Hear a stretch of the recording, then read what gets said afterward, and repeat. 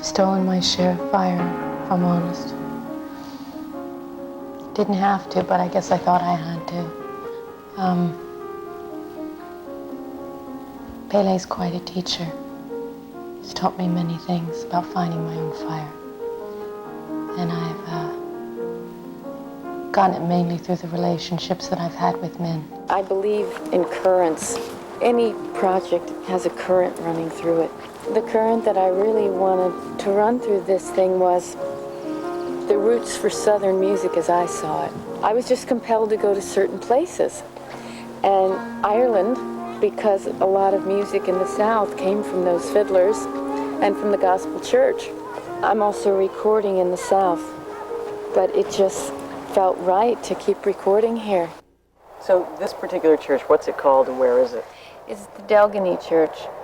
We chose this church. We looked at like 17 churches in Wicklow. The acoustics here were just the best.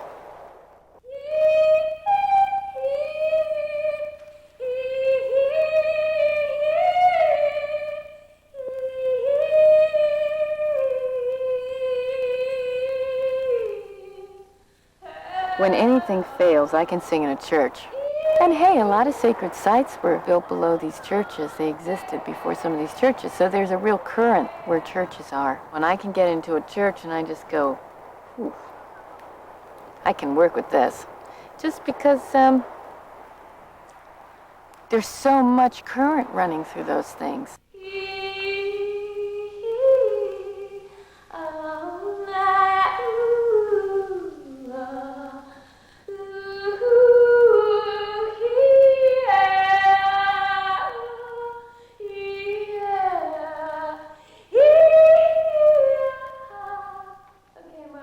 I've never experienced such an amazing sky or an amazing ocean, like the feeling of when the sound is coming through and I don't know where it's going and it's totally aligned. It's just right.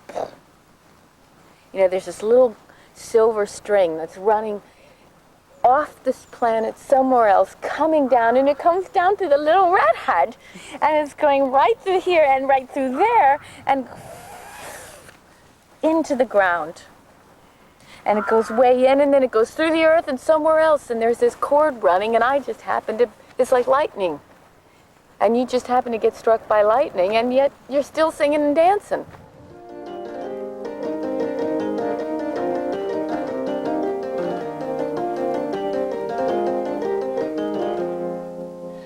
That song I sang to you, corner lights me.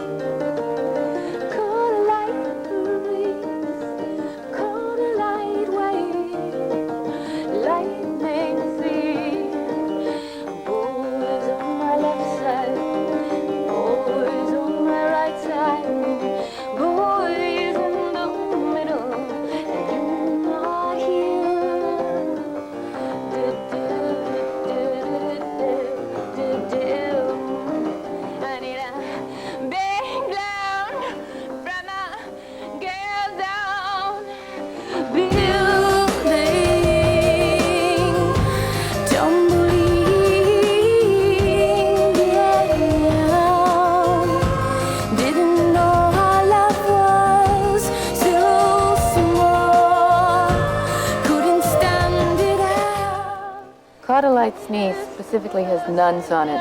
More than nuns, it's nuns invoking this myth of the female god energy.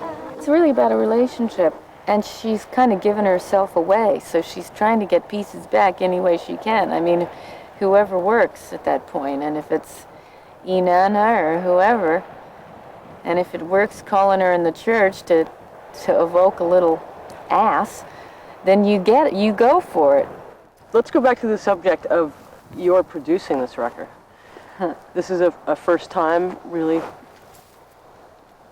Yeah, this is the first time where I guess I'm in the driver's seat. I like being in the driver's seat. You know, I've got a great tech crew. They're producing with me sonically. Because they're not just engineers. They're like really going about it from a different thing than just getting it on tape. They're getting it on tape, pushing the envelope the best way that they can possibly figure out. And I know that when I make a decision, they're going to capture it. I know. We're after the same thing, and I never look over my shoulder. And sometimes I'll talk to them about, look, I was showing them the picture of this brain on National Geographic, the brain. I've been carrying that with me everywhere because I wanted them to get caught a light sneeze to be transparent like this brain. And it was just sounding, it wasn't going there. And once I saw the picture of this brain, I come back in 2 hours, plus the drum programmer, Alan, and I get the brain.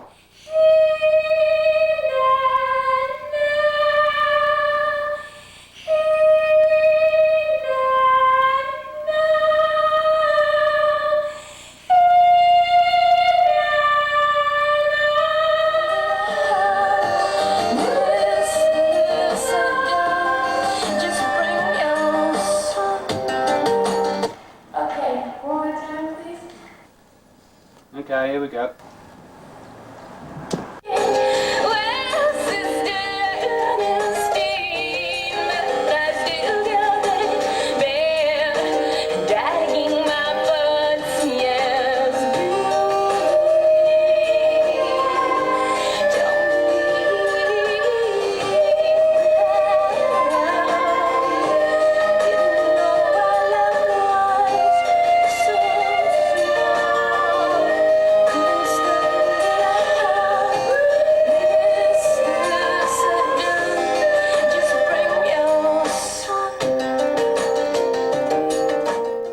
Music has never been too much of a problem for me as far as figuring out when it's not right immediately. What doesn't work for me in a song that I'm writing is when I'm going from one section to another and it's not like blast off. There's got to still be a shift. There's an instinctive skill that you develop if you make something your passion and your life.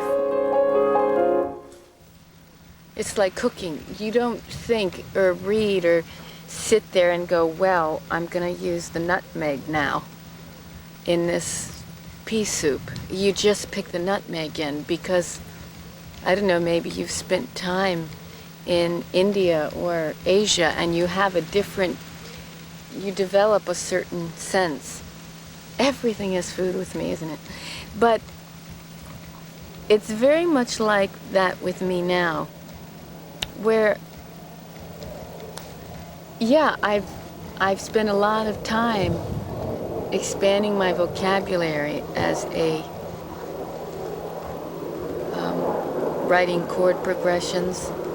I'll sit there and have maybe a melody, and I'll put, I don't know, 13 choices underneath that, different things that it can do, just to see what all it can do. It's like, well, you know, like when people play with their computers, well, what can it do? Well, it's the same thing that I do with the melody line. How far can I take this, and can I make a few different pieces where you wouldn't even know you're listening to the same melody? Even though it's exactly the same. You'd go, well, wait a minute, isn't that the same melody? But this is totally different. Obviously, I might be shifting the rhythm, and that'll, you know, change everything. It will in copyright court anyway. But the thing is, I've developed that skill, and I've spent years just like a woodworker. I think that's, yeah, a lot of this is just comes through. Like any artist, I think, you just got a little sprinkle on the head, you know, next to, you know, that guy in that movie Beetlejuice, and you just hope that you don't shrink. And you're sitting there going, yeah, I know that I've just got my socket plugged into this thing. I don't have it plugged into painting or mathematics or inventions or that kind of thing, but I do have it plugged into music and concepts. I can really understand how I want to present something, because it's like, I'm telling this person this story, and I find it incredibly important, and I am not getting through here. So what I do is bring up images or pictures in their mind that takes them to that feeling. Hello?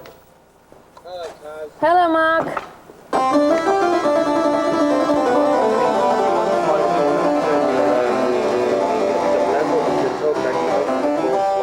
My whole thing with the harpsichord was, you just have this impression of Baroque music with it. And I'm like, you know what?